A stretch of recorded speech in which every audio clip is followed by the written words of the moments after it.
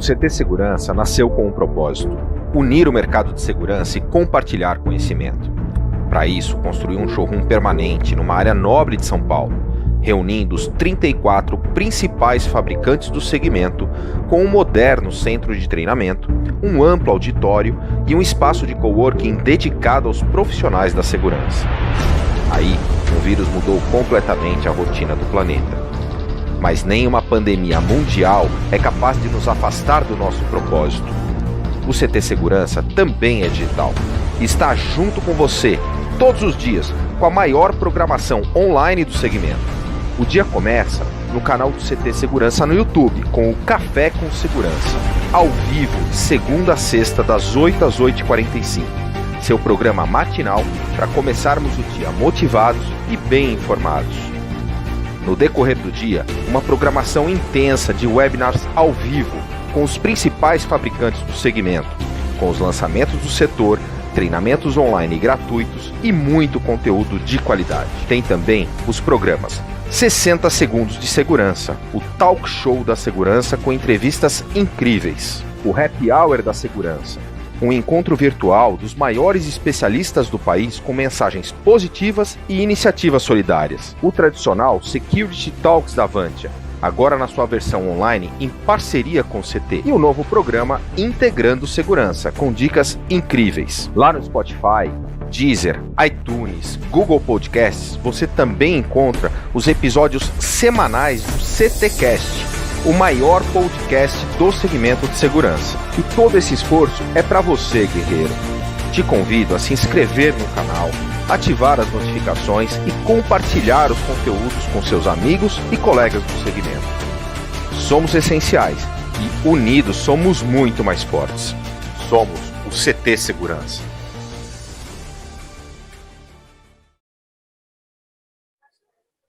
Boa noite, pessoal. Boa noite. Hoje a gente está aqui com o Ricardo Franco, o engenheiro Ricardo Franco, para tratar de um assunto assim, muito importante, que são as operadoras virtuais, né? A gente ouve falar bastante, né? MVNOs, né? A gente ouve falar bastante, mas a gente não tem a totalidade das informações, da legislação, do que olhar, do que não olhar. A gente vai falar um pouquinho das experiências do Ricardo também com SIM cards, com SIM cards multioperadoras. É uma série de assuntos aí. Fiquem à vontade para perguntar, tá? Boa noite, Ricardo. Tudo bem? Tudo bem, Juliano. Beleza. Prazer em estar aqui de novo com vocês. Eu agradeço a oportunidade. É um assunto interessante. MVNO é um assunto que ele é um pouquinho polêmico, né? Em alguns momentos ele se torna um pouco polêmico, e toda polêmica ela tem um problema, né? Que ela causa dúvidas nas pessoas, né? O cara vai usar, não tem certeza se isso pode, não pode. Então achei legal essa sua iniciativa, essa oportunidade da gente explorar um pouquinho esse assunto. Então agradeço. Tomara que a gente some aí com o pessoal. Obrigado você por compartilhar o seu conhecimento. E você sabe que é muito bem-vindo aqui sempre, né? Sempre que tiver uma dúvida técnica, uma dúvida pesada, uma coisa polêmica, inclusive, eu vou chamar você. Com certeza, vamos lá. Porque o Ricardo, não sei se vocês lembram, o pessoal que acompanha sempre é o rei da polêmica, né? Mas vamos lá, pessoal. É o seguinte, ó, estou compartilhando aqui minha tela, ó, e tem uma primeira pergunta aqui, ó. Eu vou deixar você à vontade, Ricardo, para responder o que é MVNO, o que é operadora virtual, né? Vamos entender o que é isso, né? O que é essa bichinha aí que tanto nos atormenta às vezes. Então, maravilha. Então, vamos lá, pessoal. Bom, MVNO é a sigla para Mobile Virtual Network Operator, ou seja, operadora móvel virtual. Juliano, você pode pôr o slide? Eu coloquei agora mesmo. Vou compartilhar de novo aqui, ó. Peraí. Tá aí, ó, o slide. Tá. E como que funciona o conceito de operadora virtual, tá? É uma lei nova aqui no Brasil. Na verdade, aqui no Brasil isso é recente, mas lá fora isso já é bastante usado. Na Europa é muito comum a questão de MVNOs. É quando você é uma operadora que vai compartilhar recursos de uma operadora física, vamos chamar, de uma operadora para não usar os termos muito complexos, uma operadora comum, né? A operadora regular. Como que funciona isso para a Anatel? Eu vou compartilhar minha tela aqui. Ah, não, eu não. Ah, agora entendi por que você parou, porque eu não consigo, né? Libera aí para eu compartilhar então aqui. Desculpa, Juliano. Fica à vontade. Vamos lá. Sharing, maravilha. Então, para a Anatel, qual que é a estrutura que a gente tem de operação, né, das operadoras?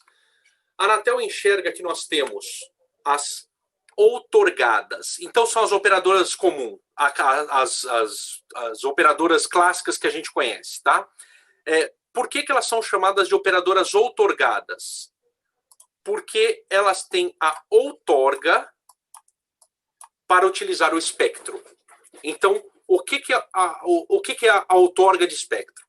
Sempre que você vai fazer radiocomunicação, qualquer tipo de transmissão via wireless no ar, ela tem que ser outorgada e autorizada pela Anatel. Nós temos, então, as faixas licenciadas e as faixas não licenciadas. O que são as faixas licenciadas? Para eu fazer uma transmissão de rádio, eu tenho que ter uma licença da Anatel. Para que serve essa licença? Para que eu tenha, que eu possa utilizar o recurso sem ter conflito com outros usuários, com outras operações. Tá? E como que é feito isso? A Anatel, de tempos em tempos, normalmente são tempos muito grandes, 15, 20 anos, ela abre um leilão de faixas da Anatel. Agora, para o 5G, já está rodando, já estão pensando em abrir, falaram em abrir, aí foi cancelado por conta dessa questão de pandemia, né? Mas a licença das faixas do 5G, para você poder fazer transmissão de dados, tá? Então, sempre que uma operadora quer utilizar, ela tem que licenciar essas frequências. E essas licenças, elas são muito caras, elas são realmente caras, são bilionárias, tá? E aí acaba acontecendo o óbvio, né? As empresas querem explorar esse serviço, porque como funciona a outorga? A Anatel, ela faz o leilão das faixas de frequência e quem quer utilizar essas faixas de frequência adquirem a outorga, a licença de uso, e elas têm que pagar isso para a Anatel. E aí ela pode explorar o serviço de telecomunicações em cima dessas frequências. Então, como funciona? Você utilizando ou não utilizando, explorando ou não explorando o serviço, você já pagou para a Anatel pelo uso da frequência. E aí você tem que fazer o seu negócio girar para capitalizar esse investimento. Tá? Ou seja, dando certo ou não dando certo o seu negócio, a Anatel recebeu dele. É mais ou menos isso, tá? E aí o seu plano de negócio tem que ser muito bem desenvolvido para atender e te dar lucro. O que a Anatel faz? A Anatel, como agência reguladora, ela determina e fiscaliza as regras de operação, tá? Então, por exemplo, para que não tenha... É óbvio que a maioria das empresas, a maioria das operadoras, elas vão querer explorar esse serviço nas grandes capitais, nos grandes centros urbanos, que é onde está o fluxo, é onde gira o dinheiro. E aí a Anatel cria regras. Então, por exemplo, cidades com mais de 20 mil habitantes têm que ter infraestrutura de telecomunicações do SMP, do Sistema Móvel Pessoal. Tá? Isso é para que haja um controle para que o serviço chegue a todos. Tá? Então, vocês entendem que é um conjunto de regras muito pesado, são valores muito agressivos e muito altos, ou seja, apenas grandes corporações conseguem manter esse sistema de telecomunicações funcionando. Então, como funciona? As operadoras, elas têm a outorga, então elas podem irradiar, explorar o serviço de SMP. Então, aqui eu tenho radiofrequência, tá bom? Muito bem. Isso é uma operadora, como a gente conhecia, a operação clássica. Quando vem a MVNO vai se utilizar da estrutura de uma operadora clássica para explorar o seu próprio serviço. Tá? Por isso que ela é chamada de operadora virtual, porque a MVNO ela não tem frequência, ela não tem um espectro de frequência. Então ela não precisa ter as outorgas da Anatel, ela tem que ter as licenças de operação, mas não a outorga do espectro de frequência. Tá? Isso é muito interessante, porque você consegue nichar os serviços. Como assim? É muito comum, pessoal, quando a gente conversa um pouco sobre esse negócio de multioperadora, Juliano, é comum o pessoal me falar assim, Mas espera aí, uma MVNO é uma operadora que explora o serviço de uma operadora? Mais ou menos, ela... Mais ou menos, Hã? né? Mais ou menos. Ela usa a estrutura daquela operadora, tá? Ela não tem parte ou toda a estrutura, mas ela se utiliza daquilo. Então, como é que fecha o custo de uma MVNO? Porque se ela vai ter que pagar para alguém, porque aquele alguém não usa aquilo na ponta. A questão qual é? As MVNOs, elas atendem nichos específicos de mercado, o que normalmente não acontece com as operadoras. Então, por exemplo, vamos falar do nosso esquema, do nosso meio, né, Juliano, que é segurança eletrônica. Segurança eletrônica de imóveis e segurança eletrônica veicular. Esses sistemas utilizam a rede GSM para transportar dados, mas normalmente eles utilizam pacotinhos de dados muito pequenos, tá? 2 megas até 20 megas no máximo, o que para um plano de usuário comum isso não é nada, tá? Para esse espectro, para esse nicho de mercado, as operadoras, por exemplo, elas não acabam tendo capilaridade para atender. Você vai ter muito chip com pouco fluxo de dados, tá? E extremamente espalhados, geograficamente distribuídos e se movimentando muito. Então, isso pode não ser um negócio interessante para as operadoras. Agora, se eu tenho uma MVNO com uma estrutura bem enxutinha, com uma estrutura que não precisa ter o pessoal de RF, a parte de antenas, então a operação de uma MVNO ela é mais enxuta, mais barata. Aí ela consegue, por exemplo, atingir esse público específico. Tá? Então, a MVNO ela tem essa vantagem, ela consegue nichar melhor o mercado. Tá? Muito bem. E como funciona essa estrutura de MVNO? Então, ela segue uma regrinha. Eu tenho que ter a operadora outorgada, que é aquela que tem o espectro para operar, tá? Para irradiar, para estabelecer o sistema de telecomunicações. Em cima da operadora outorgada, então, deixa eu escrever aqui, outorga. Ou seja, você está falando aí das outorgadas, são a Claro, a TIM, a Oi e a Vivo. Isso, só as operadoras convencionais, exatamente. Dá nome aos bois aqui. Isso, maravilha. As operadoras outorgadas, elas podem tomar 2 caminhos. Elas podem ter uma operadora autorizada, aí temos as operadoras autorizadas, que são autorizadas pela Anatel a utilizar a rede de uma operadora outorgada. Tá? Então eu posso, por exemplo, pegar a Atex Telecom, eu quero abrir uma MVNO minha, porque eu achei um nicho de mercado específico, sei lá, e aí o que eu vou fazer? Eu vou procurar uma operadora outorgada, vou levar uma proposta, fazer um negócio com eles, e eu serei uma autorizada de uma operadora convencional, tá bom? Qualquer uma dessas que você falou, tá bom, Juliano? Todas elas são permitidas pela Anatel, ok? E existe ainda mais um fluxo nesse caminho.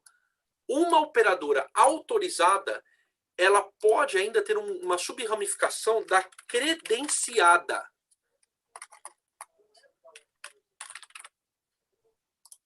Então, aparece um outro personagem muito interessante. Se for autorizada de uma outorgada, eu posso credenciar operadoras abaixo de mim. Cada uma com o seu brand, cada uma com a sua marca, cada uma com o seu nome, cada uma com a sua... vira uma outra operadora credenciada a uma autorizada. Tá? E isso estabelece um nicho de mercado ainda maior capilaridade. Porque nascem aqui as MVNI. Não sei se você já ouviu falar, Juliano. Não? Já? Já. As MVNIs. O que são MVNIs? São operadoras MVNOs, padrão, só que elas são enablers. Então, são MVNOs para MVNOs. Tá? A gente tem aqui no Brasil umas 2 ou 3 MVNOs que são caracterizadas como MVNIs, tá? Que elas permitem que você faça a sua operação. Então, esse é o fluxo que foi desenhado aqui para o modelo brasileiro, tá? Para a gente poder explorar o serviço de telecomunicações como uma operadora virtual. Tá? Show. Pode continuar. Deixa eu só. Qual que é o próximo slide? Fala do que, Juliano? Perdão. Regulamentação. Fala de regulamentação. Então, antes da regulamentação, ainda quero falar um pouquinho dessa parte técnica. Além disso, além da gente ter toda essa ramificação, a gente ainda tem uma outra característica muito interessante, que eu posso ter uma operadora que utiliza o meu core de rede. Então, como assim o meu core de rede? A operadora, além da antena e do rádio, da BTS, né, ela vai ter aqui billing, the traffic, ela vai ter todo o core de rede que opera aqui. Eu vou escrever de uma forma generalizada, tá? Core de rede, que são todos os equipamentos que fazem atualização em banco de dados, contrato com outras operadoras, fazem a tarifação daquele usuário, fazem roaming, tá? Então, todo esse core de rede, eu posso operar de duas formas. Eu posso ter o meu próprio core de rede, e aí a minha MVNO mais robusta, tá? Ou eu posso utilizar o core de rede das MVNs. E aí é muito curioso, porque você praticamente consegue ter uma MVNO num escritório com 4 pessoas comerciais apenas, por exemplo. Tá? Então, hoje aqui no Brasil, a gente já tem esses casos, tá? Eu não peguei, eu fui atrás de informações, não sei se tem problema falar nomes ou não sei o que você recomenda, Juliano. Pode falar, pode falar. Você já citou alguns aí, é por isso que eu estou falando, né? Mas, por exemplo, eu tenho um parceiro meu, que é a Tip Telecom, eles têm um contrato que você, em 48 horas, você abre seu MVNO com o seu SIM card, por exemplo. O que ele fez? Ele tem um sistema de plataforma, classe 5, que ele é conectado ao MVNI, e ele habilita você para ser um MVNO com o seu SIM card, com o seu brand, em 48 horas, por exemplo. Você só tem que assinar o cheque, claro, né? Mas hoje isso já é permitido para você. Então, o que está acontecendo? Eu estou vendo um modelo de negócio, Juliano, que os ISPs são os provedores de internet, né? Internet Service Provider. Os ISPs que trabalhavam só na questão de internet e distribuição da internet estão começando a cheirar esse mercado de internet em GSM. Então, existe uma tendência para os ISPs de grande porte, tá, se tornarem MVNOs. Tá?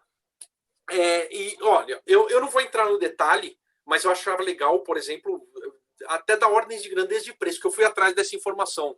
Tá? Hoje, se você quiser usar um sistema como esse, tá? Então você é um cara pequenininho, um ISP de grande porte, mas você não é uma operadora. Tá? Então, só para você ter uma ideia, algo como você vai gastar R$45 mil aproximadamente para fazer um setup numa MVNI. Tá? Então, você vê, são valores tangíveis, Juliano. Não estou falando de milhões. Entendeu? Sim. Com pra 45... operadora? Exato. Estou chamando aqui, pode falar. R$45 mil você faz um custo de habilitação e setup, tá? Aí, uns R$1.800, R$2.000, você paga para o serviço mensal dessa MVNI, porque, veja, eu estou falando de um cara que quer abrir com pouco ou quase nenhuma estrutura, tá? Então, um servidor de internet. Entre R$1.800 e R$2.000, você vai pagar lá a plataforma do cara de gestão, que já vai fazer movimentação, billing, the traffic, habilitação de linha, tudo do seu computador, ok? Aí você paga uma licença para o fabricante do SIM card e da Node-B, que vai se conectar a ela, R$3,90 mensal por chip ativo, mais ou menos. Aí você é uma operadora, tá? Então, para a Anatel, você tem que pagar as licenças de Anatel, o Funtel, só para vocês entenderem, cada SIM card habilitado com índice brasileiro, óbvio, paga um imposto para a Anatel, um imposto anual, tá? Então, no primeiro ano custa R$27 por SIM card, e depois acho que custa mais ou menos R$14 por SIM card. No ano, tá? R$6,50 cada cartão com o seu brand, com a sua marca. Tá? Você vai pagar pelo plástico, ok? Mais ou menos. Você tem que comprar no mínimo 1.000 unidades, tá? É isso. Quanto deu, Juliano? Deu menos de 100 mil, certo? Deu menos de 100 mil. Eu acho que. Na verdade, deu uns 60 mil aí. Deu menos. É bem factível, né? Você ter uma própria operadora sua, né? Mas para que eu vou querer uma operadora? Se já tem um monte aí, né?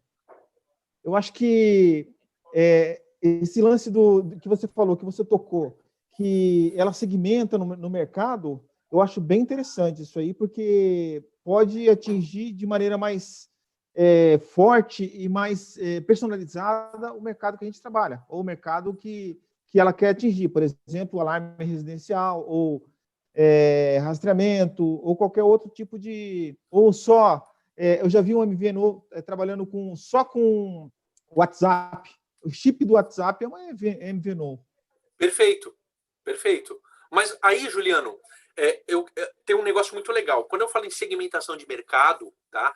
A gente não está falando só de pegar o pequeno ou o grande. Por exemplo, tem um time de futebol que virou uma MVNO porque ele enxergou que a marca de ter uma MVNO no SIM card dele para os seus associados, ela era tão forte que aquilo ele engrandecia a marca do time de futebol. Porque o time de futebol também é um negócio, no fim das contas. É uma pessoa jurídica que tem lucro, aquelas coisas todas, tá? Então, aquilo engrandecia a marca. Eu tenho aqui um SIM card de uma MVNO que não é muito comum para o nosso mercado comum. No nosso mercado, você não compra um SIM card como esse. Não sei se você já ouviu falar desse MVNO A5. Não. Muito bem. Olha quem é. Eu não sei se dá para ler aí. Do Safra, do Banco Safra. Muito bem. Por que esse cara abriu uma MVNO para ele? Por causa dos POS. Então, olha só. Ele achou um nicho de mercado, tá? Ele é uma MVNO praticamente de consumo próprio, tá? Mas por quê? Eu não sei se vocês já assistiram uma coisa muito interessante. Tem um documentário não, é um filme, mas que fala da história do McDonald's, chama Fome de Poder. Não sei se você já assistiu esse filme tem no Netflix, tem por aí, tá? E aí ele traz uma característica muito curiosa. Quando o McDonald's começou, ele eram dois irmãos ali conhecidos que queriam fazer uma comida mais rápida e sem perder, e ainda assim saborosa. Não podia perder qualidade. Então, esse era o foco. Aí entrou um grande empresário, que era, não lembro o nome do cara, mas era alguma coisa Kroc, tá? E ele viu uma oportunidade de negócio. Ele falou, maravilha, eu consigo fazer isso crescer. E quando ele entrou no brand, entrou na marca, ele começou a ganhar dinheiro no McDonald's, não só vendendo hambúrguer, mas ele começou a ganhar dinheiro porque ele espalhou a rede de fast food e ele abriu uma imobiliária. Então, para você ter no começo lá nos Estados Unidos, para você ter uma loja do McDonald's, você tinha que alugar um imóvel nas condições que ele determinava lá na franquia e a imobiliária era dele. Então, olha só, ele começou a ganhar mais dinheiro comprando imóvel do que vendendo hambúrguer. Porque o cara começou a achar nicho dentro do nicho dele. Então, é isso que acontece, por exemplo, com um cara que faz POS. Os Correios, o Juliano, ele tem uma MVNO, que inclusive o nome do produto deles é Alô Correios, tá? Mas, por óbvio, ele tem todo o sistema de logística, ele tem um sistema de distribuição fracionada, de distribuição entre CDs. Então, para ele faz todo sentido, por exemplo, também ter a telecomunicações na mão. E aí, obviamente, ele vende isso, entendeu? Tem uma igreja que tem uma MVNO, e aí tem o seu público. Então, você entende? A MVNO, ela muitas vezes não é só pela telecom, tá? Ela é um suporte, um apoio para você melhorar a sua marca e achar um outro modelo de negócios, tá? E o que a gente vai começar a ver agora, Juliano, e já começou a aparecer, por exemplo, aquelas empresas que já trabalham na telecom, por exemplo, a Sierra Wireless. A Sierra Wireless faz módulo GSM. Para ele começou a fazer sentido também operar o serviço de telecom. Então, o negócio dele, que era módulo, agora também está começando a virar serviço, tá? E ele fez isso de que forma? MVNO. Então, a gente tem nicho dentro de nicho, entendeu? É isso que eu acho que é interessante as pessoas enxergarem, tá? Aonde que vira o negócio. E, dar mais um exemplo só, que depois a gente fala de um exemplo mal sucedido. Eu vi que tem um slide que a gente fala do que dá certo ou o que não dá certo, né? Uma grande seguradora também viu um nicho de mercado e abriu uma MVNO própria, para consumo próprio, né? E, obviamente, vendendo para concorrentes e coisa e tal, né? Então, veja que você tem vários nichos de negócio apoiados em algo que não é o seu core principal, né? Mas fortalece a marca. Você não quis falar o nome, mas eu vou falar, que foi a Porto Seguro. É isso aí, é isso aí. A Porto Seguro, agora que você já falou, beleza? A Porto Seguro, ela fez um produto chamado Porto Conecta, tá? E a Porto Seguro era aqui uma autorizada de uma outorgada que era a TIM. Então, ela operava dentro da rede da TIM, a Porto, né? E aí o que ela fez? Ela tinha a sua base própria, monstruosa, e ela vendia chips para os seus concorrentes. Por que não? Muito inteligente. Muito inteligente. Eu tinha chip da Porto Seguro aqui comigo. O Mas Porto vamos falar um Conecta? pouquinho, descompartilha sua tela aí, vamos falar um pouquinho da... Opa. Vamos falar um pouquinho agora, vamos ver o próximo tópico aqui, justamente da regulamentação, né? Vamos tentar ser meio breve aqui, que tem bastante assunto ainda pela frente, hein, Ricardo? Não, mas esse primeiro era mais demorado, Juliano. Os próximos são mais curtos. Não, beleza.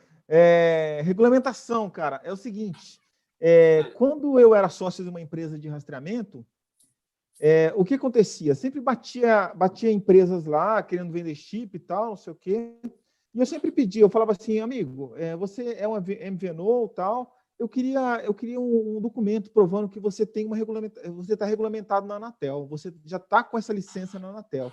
Algumas mandaram, outras não mandaram, mas esse lance tem no mercado, né? Então, como é que é a regulamentação de uma MVNO? Então, vamos lá, Juliano. Aí, eu vou até compartilhar a tela de novo, porque além de falar de regulamentação, eu quero falar de um ponto específico da regulamentação, que aí entra num próximo slide seu, tá? Então, vamos lá, pessoal. Site da Anatel, tá? anatel.gov.br. Aqui a gente vai pegar a resolução 550. Tá vendo minha tela, Juliano? Sim, sim. Tá. Resolução 550 é que regulamenta a exploração do serviço móvel pessoal por meio de rede virtual. Aí, obviamente, por ser a Anatel, tá tudo em português, tá? Mas a regra, a resolução 550 é aquela que pega as MVNOs, tá?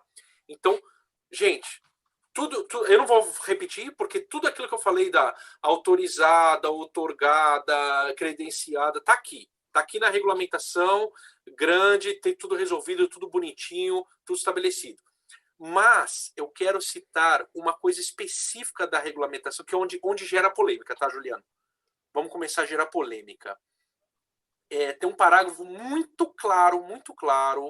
Aqui, ó, ele fala quem é credenciada, quem é autorizada, o que pode fazer, a prestadora de origem, que no caso é a outorgada, tá? Como que são feitos, blá, blá, blá. Aí tem uma coisa muito específica, aquisição de terceiros, exploração. Puxa, eu tinha separado aqui na hora que eu puxei o artigo, mas tem um parágrafo específico aqui. Peraí. Aplica-se os seguintes, parágrafo único. Eu não vou achar agora, Juliano, mas não tem... Aqui. Se confunde com representação. Aqui. Esse parágrafo é importantíssimo, Juliano. Vamos ler ele. Parágrafo único. O credenciado não pode deter contrato para representação com mais de uma prestadora origem numa determinada área de registro. Vixe. Então... Aí é que gera a polêmica das multioperadoras. Chip multioperadora. Exatamente. Então vamos lá. Então nós temos uma regulamentação, ela é muito clara, tá? E logo na cabeça, logo no início dela, tem uma frase muito evidente que não dá margem à dúvida, pelo menos eu não tive, tá? Não tem cantinho da regra aí, né, Juliano? Não, então, não tem. Eu que não sou advogado, estou entendendo, entendeu? Exatamente. Eu penso exatamente como você, cara. Eu que sou engenheiro, leio uma coisa dessa e ficou claro como água. Então vamos lá. Aqui a gente já tem a primeira polêmica. Quando começaram a surgir as multioperadoras, se eu não me engano, a primeira a Porto e a Datorá, que né, depois virou Arkia, entrou com a Vodafone, certo? Se eu não me engano, Juliano, faz um tempinho isso já. Eles entraram com chips multioperadoras. O que é um chip multioperadora, pessoal? É quando eu consigo ter eu sou de uma operadora específica, mas ele se registra em outras operadoras, tá? Eu sei que você tem um slide que fala disso mais para frente, então eu já quero puxar isso, tudo bem, Juliano? Vou dar uma puxadinha para cá. Então vamos lá. A regra é clara. Eu não posso ter contrato de representação. Aqui está escrito, tá? Para representação com mais de um prestador. Mas o que os chips multioperadoras fazem? Eles têm uma única operadora, eles têm um contrato de representação com uma única operadora, tá? Que é que eles chamam de prestadora origem. Então, por exemplo, vamos dar nome aos bois, já que a gente já estava falando sobre isso mesmo. No caso da Porto Conecta, a prestadora origem era a TIM. Então, ele só tinha com a TIM. E ele tinha contratos de roaming, e aí são contratos que aí a gente acaba não tendo acesso, mas eles são totalmente legalizados, tá? Eles não abrem, porque esse é o negócio deles, né? Eles tinham um contrato de roaming, onde eles permitiam, eles faziam o swap pelo core de rede, e aí aquela operadora passava a aceitar o chip de uma outra operadora, tá? De uma operadora MVNO.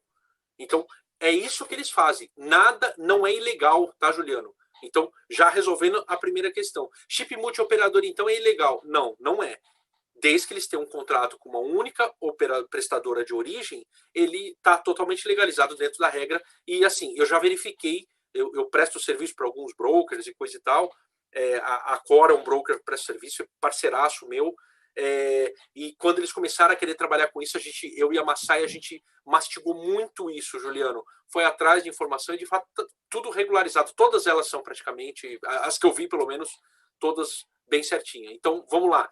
Sim, não tem problema. Eles fazem contratos de roaming e eles têm, junto com a Anatel, uma única prestadora origem. Ou eles são credenciados, eles são autorizados de uma credenciada. Aí também tá certo. E a sua credenciada e a sua autorizada, por sua vez, tem só com uma única prestadora origem.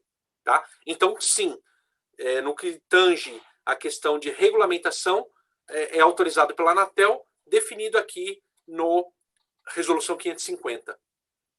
Tá? Então, o Ricardo, o Márcio da Rastreare, lá do Rio Grande do Sul, perguntou aqui para nós, aqui, ó, teoricamente, as MVNOs já nascem autorizadas pela Anatel? Não, não nascem, né? Tem que ter uma licença, né, para isso, né? Sim, você tem que ter a licença você tem que ter pelo menos 2 licenças, tá? Uma chamada licença SMP, que você tem a possibilidade de explorar serviço no SMP, que é o Serviço Móvel Pessoal, tá? E você tem que ter normalmente uma licença MNC para explorar tráfego de dados, multimídia, tá? Só uma coisa interessante. A MVNO, quando ela presta um serviço para você, ela emite uma nota fiscal, tá? Porque está prestando um serviço, então você paga, tem que ter nota fiscal, óbvio. Essa nota fiscal tem que ter lá o serviço móvel pessoal. Aí você sabe que você está, que ela tem as licenças adequadas e você está pagando pelo serviço adequado, tá? Então, sim, uma operadora tem que ter no mínimo 2 licenças. E não, ela não nasce pronta, Juliano, como você falou. Ela tem todo um processo, tem vários procedimentos, são morosos, demoram entre 6 e 8 meses a que tudo ocorra, tá? Porque você só pode começar a explorar o serviço depois que essa sua licença é expedida e colocada no Diário Oficial, no DOU, tá? Da União.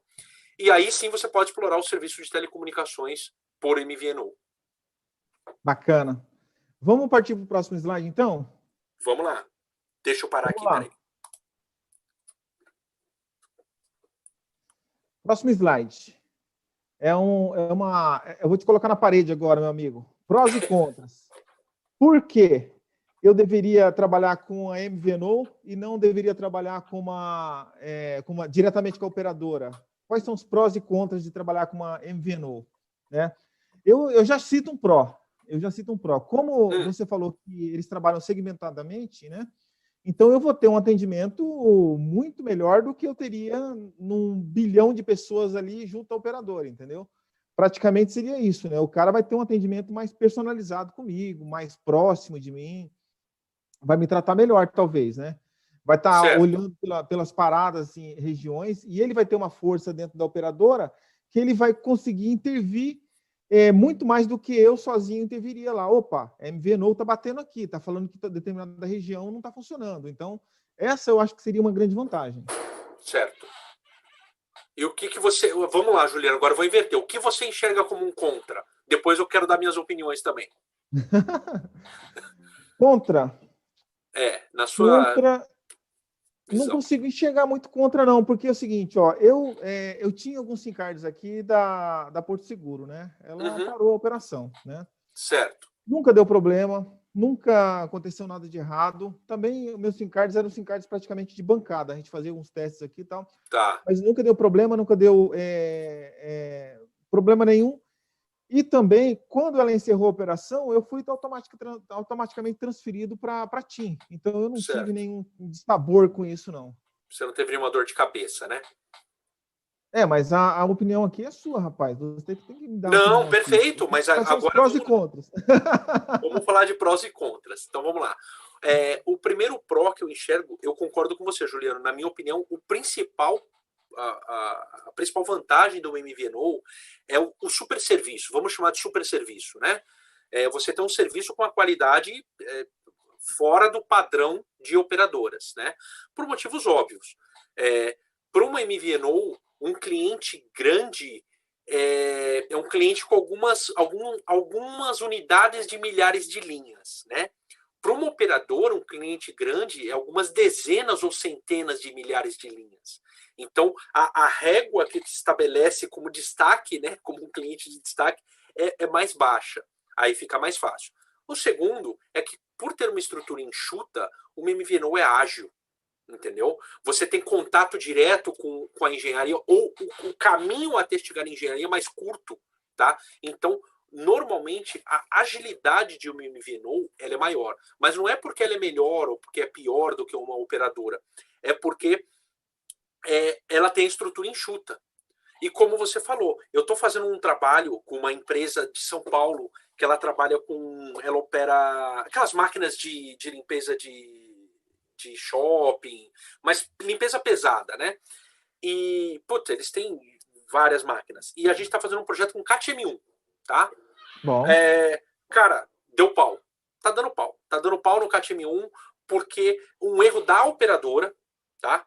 Na hora de provisionar, é uma coisa nova, é uma coisa nova de forma comercial, né? Vamos dizer assim, não a tecnologia, mas a comercialização disso é recente, tá? Então, na hora de empacotar esse produto, tiveram os erros de processo. E, cara, imagina eu, como operadora, lá com meus, sei lá, 50 SIM cards, falando assim, não está chegando. Meu amigo, ele vai falar assim, você já abriu o ticket? Entendeu? Porque é assim que vai ser. Agora, uma MVNO com seus dezenas de milhares de SIM cards, falar, amigo, eu preciso resolver. O cara arrumou uma reunião com o presidente. Entendeu? Então, meramente isso, na minha opinião, já é bastante coisa, tá? Então, sim, você tem um serviço de maior qualidade, as respostas são mais rápidas, tá? E como ele também é apartado, porque eles usam parte da sua própria estrutura, a MVNO tem uma certa autonomia, ela não depende da operadora, a operadora de origem, vamos dizer o nome, que é usado pela Anatel, para absolutamente tudo, ok? Vamos falar dos contras. Isso que eu queria saber. A MVNO, apesar dela ter toda essa influência, ela de fato não decide, tá? De fato, tem um momento que o cara fala, então, amigo, é isso e agora você vai esperar porque o problema é não conseguir atualizar a OTA de 4 milhões de SIM cards. Então, você entra na fila. E acabou. Só que ele pode fazer chicotear, bater, reclamar, espernear junto com você. Então, sim, você tem a vantagem do super serviço, mas ele tem um limite, tá? É a primeira coisa que eu enxergo. E outra coisa que eu enxergo que pode ser um contra no MVNO E aí, Juliano, você tem que... O que eu recomendo, né? Ah, mas então me indica uma boa MVNO. Não. O que eu recomendo? Vai atrás de informações, vai atrás de quem já usou, tá? A MVNO, ela acaba utilizando parte da sua própria infraestrutura. Então, ela usa parte da infraestrutura da operadora e parte é dela, ok? Então, por exemplo, os acordos de roaming são feitos e chaveados pela estrutura da MVNO. O billing é feito pela MVNO. Encaminhamento de dados e APN é feito pela MVNO. Se a MVNO não é suficientemente bem estruturada e não tem redundância de servidor, não tem redundância de link, se ela não está estruturada, o seu serviço se torna frágil, Juliano. Então, eu já vi isso acontecer. Por exemplo, a Claro caiu. Não foi a Claro que caiu, a Claro está de pé. Quem é cliente direto da Claro está lá trafegando. Mas quem estava naquela MVNO caiu, porque a rede da MVNO, o servidor da MVNO caiu. E aí vem aquela história. Eles são suficientemente estruturados, eles têm o aporte que tem uma operadora grande para ter dezenas de redundâncias. Então, minha sugestão, prós e contras são esses. Como que eu me protejo dos contras? Como que eu exploro os prós? Se protejo dos contras, vai fechar o contrato? Amigo, eu quero saber onde estão os seus servidores, você tem redundância. A gente nem falou, talvez tema por um outro assunto, mas LGPD, como é que está essa questão que agora você vai ser cobrado sobre isso? Os seus links, você tem redundância ali, como é essa estrutura? E pede para o cara escrever. Porque ele pode falar, documenta, porque se você tiver lucro cessante, por exemplo, você tem como se proteger e minimamente reaver parte das suas perdas, tá? É assim que eu me protegeria dos contras. Ache um parceiro sólido, firme. Como que eu exploro os prós? Primeira coisa, suporte. Já na validação, Juliano, como você falou, estou na bancada, cara. Eu quero usar o canal de suporte standard, padrão. Como que seria se eu fosse um cliente padrão seu? Explora o suporte, que é a maior vantagem. Testa, valida, verifica como funciona a rapidez. Eu preciso de 10 SIM cards para amanhã. Assim, rápido. Você é atendido rápido, então é ali que eu dou as dicas, tá? Explora esse super serviço e valida antes de fechar um contrato de maior porte.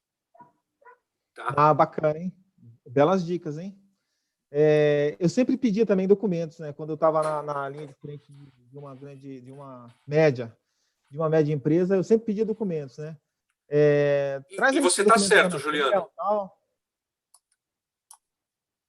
E você está certo. Vamos lá. Vamos mudar um pouquinho o assunto, então. As MVNOs, eu acho que elas estão trazendo coisas novas aí também, né? Eu vejo muita MVNO sinalizando que quer trabalhar com eSIM, né? Inclusive, você citou o nome de algumas aí e tal. Tem muita gente aí já preparada para trabalhar com eSIM, e o eSIM está chegando no Brasil também, né? Vamos falar um pouquinho, então, de SIM card robusto, SIM card comum, de eSIM, de toda essa família toda aí, NanoSIM e tal. Vamos falar um pouquinho aí. Maravilha. Bom, primeira coisa que eu quero falar do SIM card é que muitas pessoas têm uma ideia errada do SIM card, né? O pessoal acha que o SIM card é onde está a linha, onde tem lá o número do assinante, essas coisas. Não. Na verdade, pessoal, o SIM card meramente é um dispositivo de segurança, tá? Ponto final. Então, é ele que vai garantir a segurança da comunicação, a criptografia entre o dispositivo móvel, tá? E tudo que vai para o ar. Tanto que o SIM card ele tem que ficar muito próximo ao modem para que não tenha sniffer, não tenha nenhum problema de segurança entre o SIM card e o modem. Tá? Então, como que a operadora reconhece o que é um celular para a operadora? Só um celular sem SIM card ele é um modem. Só o SIM card é um dispositivo de subscrito do assinante. Os dois juntos, SIM card mais modem, criam um MS, uma estação móvel. Então, uma estação móvel, um MS, é um SIM card mais um modem, tá? Então, o SIM card faz parte da rede e é responsável pela criptografia. Extremamente importante. Quando o SIM card nasceu no conceito do GSM, Juliano, não sei se você lembra, antes do GSM, a gente tinha CDMA, TDMA, AMPS e coisa e tal, mas não tinha o objeto SIM card. Tudo era feito no banco de dados da operadora, né? Então, quando você queria migrar de operador ou queria migrar de aparelho, eu vou tirar esse aparelho, vou sair para outro, você tinha que pedir ao operador, demorava 2, 3 dias úteis, aí seu pedido caía numa fila não sei das quantas, aí você, às vezes você perdia o número. Comigo aconteceu uma vez. Às vezes você era clonado, né? Tal. Celular era clonado por causa da. Puta, cara, e é curioso. Eu usava um Motorola e tem uns códigos chamados USSDs. Esses códigos USSD são códigos de você fazer verificação, teste, validação. E tinha um código da Motorola para os antigos. Acho que era StarTAC, não, acho que era antes StarTAC, não lembro. Cara, eu ouvia as ligações próximas a mim como se eu fosse um sniffer.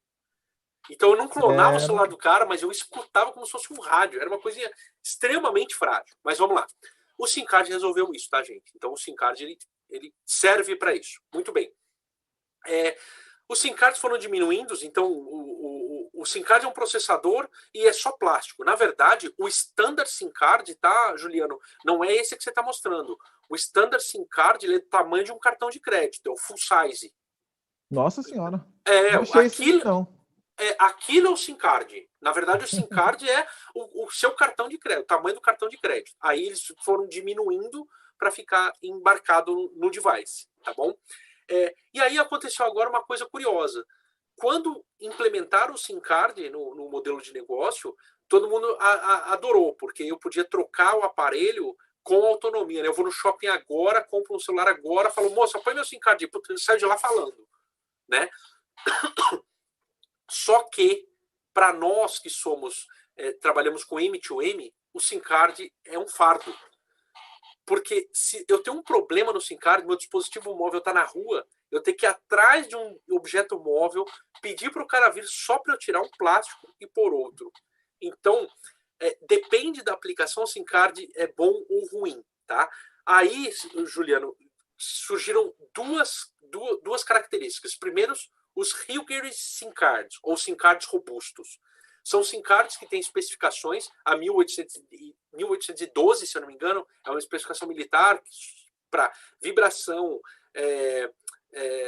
descarga eletrostática, água, poeira, blá, blá, enfim. É um SIM card, maior temperatura.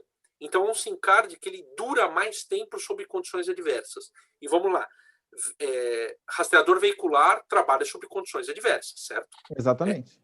Ele trabalha lá dentro do painel. Pessoal, eu já fiz essa medição, tá? Eu tinha um cliente que estava com um problema de bateria estufar. Então a bateria do rastreador estufava, empurrava a placa e quebrava, trincava, dava mau contato, enfim. E aí o fabricante falou, não, mas onde você está instalando, o cara instalava debaixo do painel. Ele falou, não, debaixo do painel como eu sempre fiz. Rapaz, a gente foi medir a temperatura debaixo do painel. Então tinha um forro térmico, aí tinha o painel, e aí o cara enfiava ali no meio de uma espuma e coisa e tal. 82 graus. Dentro de o carro que o cara nos deu. Era, na época, acho que era um Gol, era uma coisa assim. Tudo bem, era um carro preto. No estado de São Paulo. Isso. O calor ambiente, a temperatura ambiente nossa só estava em aproximadamente 42 graus. Pegamos o pico do verão. Mas, Juliano, passou de 80 graus dentro do painel do carro, cara. Então, assim, é óbvio, quando a pessoa entra, abre o vidro, circula um pouco de ar, diminui, mas a gente não pode esquecer que ali debaixo do painel não tem circulação de ar. O problema de onde fica instalado o rastreador, gente, é que não tem troca, não tem circulação de ar, ele fica escondido. E não tendo circulação de ar, não tem troca de calor. E é por isso que onde fica instalado chega a altas temperaturas, entendeu? E se debaixo do painel está 82 graus, dentro do rastreador está muito mais do que 82 graus, porque ele não vai conseguir dissipar. É que, na verdade, a gente pôs uma probe dentro do rastreador. Perdão, tá. Juliano. 82 graus chegou lá dentro do rastreador, tá? O SIM card já vai pro vinagre, porque ele aguenta 85, né? Ou tá no limite. Esse é o problema. E bateria já foi. Bateria já era. Agora, capacitor, alguns outros componentes chegam até 80, 85, exatamente. Aí tem os Hilgers SIM cards. E o eSIM? O eSIM é o Electronic SIM. É exatamente o processador que está dentro do SIM card, mas é soldado na placa. Aí, já ouvi essas perguntas. Tá, aí como é que eu troco de SIM card? Você não troca. O SIM card, ele é um microprocessador de 8 bits, bem simplesinho, com alguns K de memória. Hoje acho que chega até 256, não me lembro ao certo. Quando eu comecei a mexer com isso, era acho que 32K. E o que acontece? Você baixa um aplicativo lá, é um aplicativo Java chamado Applets, que ele tem o perfil elétrico do SIM card. Ele tem todas as regras de comunicação com a operadora, tá? Muito bem. E é um aplicativo, gente. Eu posso apagar e sobrescrever alguns milhares de vezes. Se eu não me engano, o SIM card são 50 mil sobrescrições sem defeito, garantido pelo operador. Então, eu posso trocar 50 mil vezes ele sem problemas, tá? E aí, o eSIM, eu faço isso over the air. Então, eu posso ter um aplicativo, e é isso que está acontecendo agora, tá, pessoal? Onde eu mando um comando OTA e eu troco de operadora. Então, veja, uma coisa importante também de falar, tá, Juliano? Você tem toda a facilidade do mundo para você fazer sua troca de operadora. Mas isso não quer dizer que você não tenha suas obrigações contratuais. Então, antes de você... então agora virou festa, né? Eu posso trocar de operadora fácil, remotamente. Mas você tem que ver, se você fizer cancelamento da sua linha, se você não vai ter multa, porque as obrigações contratuais ainda prevalecem. E aí tem uma outra característica, Juliano, que você não colocou ali, que é interessante, que é o soft SIM. Ele é o applet que está no SIM card já embarcado no modem. Tá? Então, tem uma empresa aqui no Brasil que já está trabalhando com isso, é muito bacana, muito bacana. Eu tive a oportunidade de conversar e entender a tecnologia deles. Eu vou falar o nome, porque é parceiraço, é a Linksfield. Então, eles têm essa tecnologia, estão implantando alguns modems, já tem isso. Eu não tenho nem esse SIM, Juliano. Ele é um software embarcado no modem, cara. Na verdade, o eSIM deve estar embutido lá dentro do modem, né? Porque não, o eSIM, ele é só o applet que roda na memória separada do modem. Não tem o eSIM, não tem o device eletrônico, não tem trilha elétrica ligando e corrente fluindo. Eles trocam só mensagem via software. Essa é uma nuvem ainda na cabeça do povo, né? Porque quando chegar um rastreador na mão de uma pessoa, ela abrir o rastreador e ver que o rastreador não tem o lugar de pôr o SIM card, né? Ela vai falar assim, putz, e agora, né? O que eu vou fazer? Mas veja, isso é ótimo, né, cara? Porque o que eu vejo de tentativa de fraude, cara, que o próprio motorista do carro, ele tira o SIM card, faz a bagunça que ele tem que fazer e depois volta o SIM card, entendeu? É que os rastreadores têm log, aquela coisa, mas eu vejo isso, o pessoal fazendo isso, entendeu? Tem bastante fraude. Tem gente que não bloqueia o SIM card, né? Não coloca a senha no SIM card e tal, e fica suscetível a fraude, né? Mas isso o problema é que às vezes o pessoal não lê o manual, não vê como é que faz essa operação, né? Mas vai ser resolvido com o eSIM, né? Vai ser... com certeza. Olha, isso está virando tendência de mercado. Se você olhar, Juliano, se eu não me engano, os iPhones novos, iPhone 11, tem um modelo de iPhone que é só eSIM. Ele já não tem mais o plástico para você inserir ali, entendeu? E aí, como funciona? Você tem um aplicativo chamado IOTA, que você conversa com a operadora e você tem a possibilidade de você mesmo trocar de operadora, baixar, lembrando que você tem as obrigações contratuais.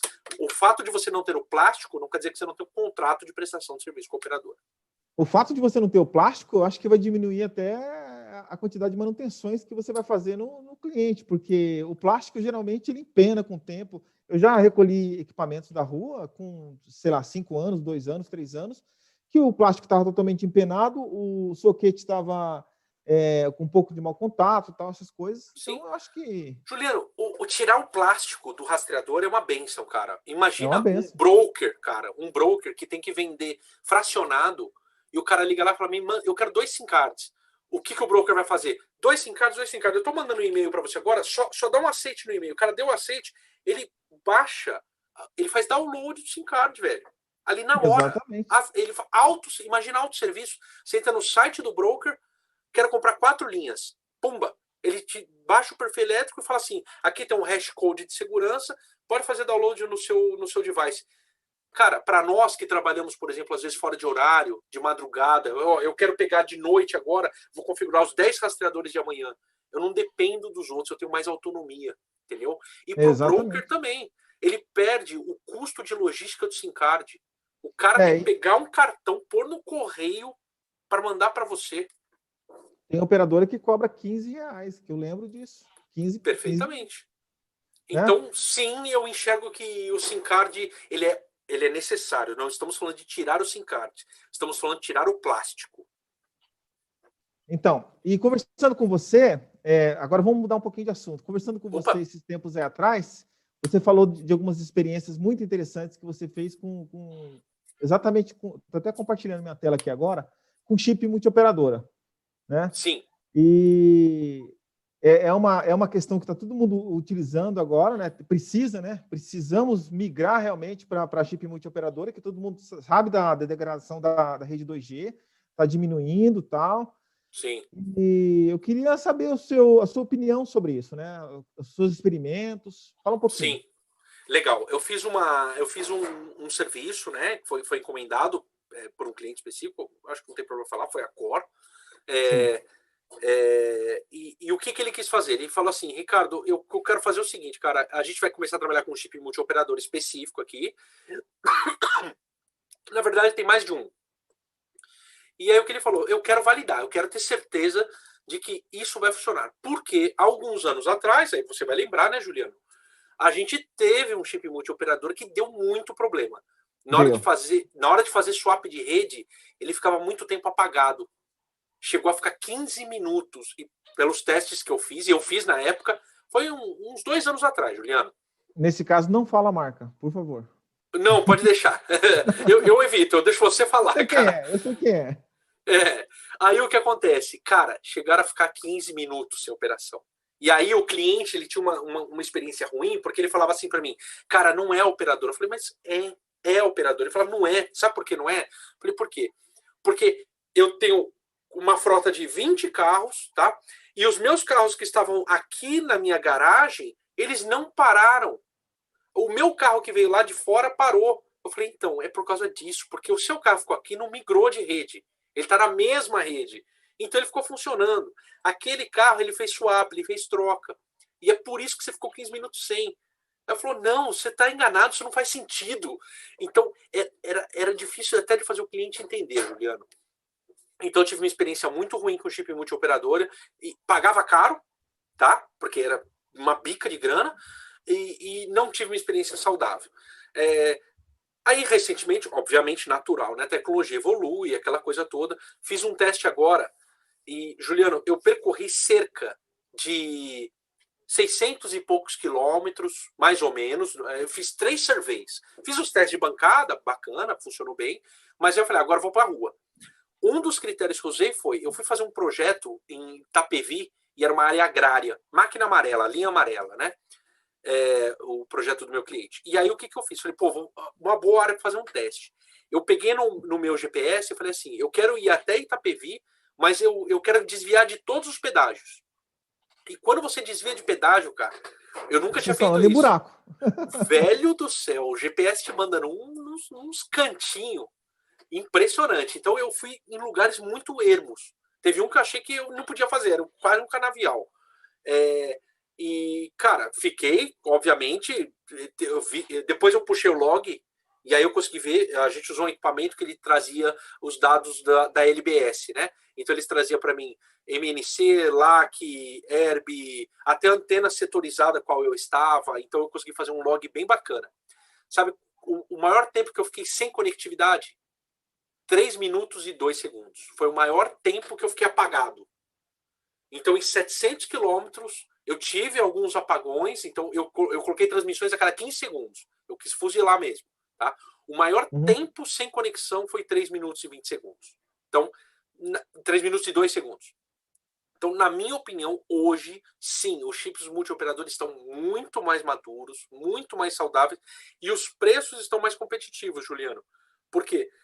Você paga um pouco mais caro do que um chip comum, mas você tem as 4 operadoras, ou 2, ou 3, aí depende aí do seu parceiro. Mas o retorno, na minha opinião, foi muito legal. E outra coisa também, tá, Juliano? Os devices também estão mais compliant com isso. Na época, eu lembro que eu tinha device que não funcionava, porque o modem não estava adequado, ou o SIM card, ou o perfil elétrico, alguém não estava adequado, tá? Hoje não, hoje está todo mundo bem estandarizado, tá? Eles se conversam bem, e, cara, foi uma beleza. Foi uma beleza. O meu teste foi feito só em rede 2G, tá? Então, esse teste eu quis isolar, né? Então, eu usei um modem que era puro 2G. Então, eu fiz um teste multioperadora apenas em 2G. 3 minutos no máximo. Aí, Bacana. algumas pessoas falaram, mas você não veio aqui para o sertão da Paraíba? Não, não fui. Foi em São Paulo, interior de São Paulo, mas eu fui em áreas rurais, em área que tinha sítio, em área de obra.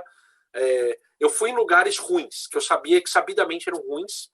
E teve uma viagem que eu fui para o INPE, que eu fui fazer uma homologação na ANATEL, e tem uma área que eu passo, tem uma represa que é bem apagada. E também, como eu falei, 3 minutos e 2 segundos. Foi o pior caso. Bacana. Ó, tem uma pergunta aqui, ô, Ricardo, bem interessante. Ó. É uma pergunta que vai te colocar um pouco na parede também. E as Vamos lá? MVNOs internacionais podem trabalhar no Brasil em roaming definitivamente? É o Rastreare de novo aí, fez a pergunta aí, hein?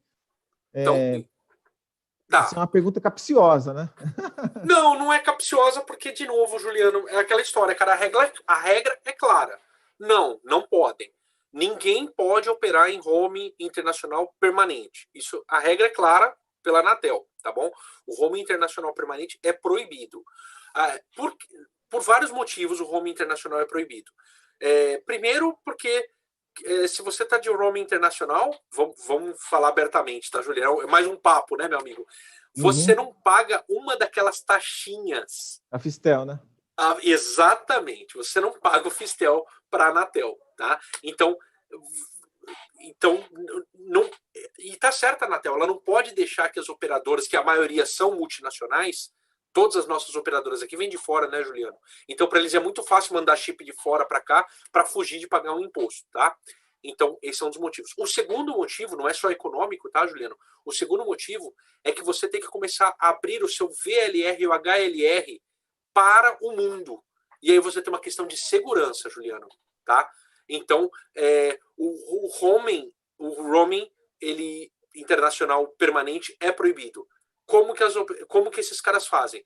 Esses chips multioperadoras, eles não fazem roaming internacional permanente. Alguns deles fazem roaming internacional temporário, e o que eles fazem? O chip deles é multi-IMSI, não é só multioperadora. Aí, num outro momento, a gente fala melhor sobre isso, Juliano. Mas o IMSI é como se fosse o perfil elétrico do SIM card. Então, ele tem lá dentro um IMSI da sua operadora estrangeira e também tem um IMSI da sua operadora, a operadora nativa no Brasil. A TIM, claro, a Vivo Huawei. Então, o que ele faz?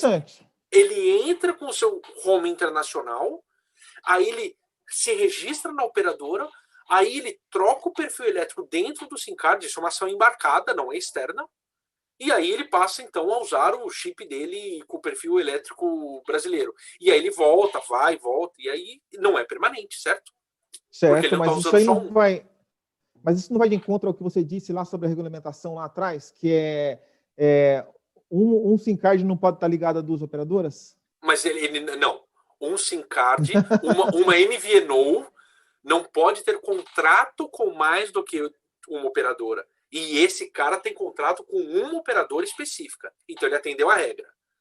Segunda questão, esse cara não faz roaming internacional permanente. Ele faz roaming internacional temporário.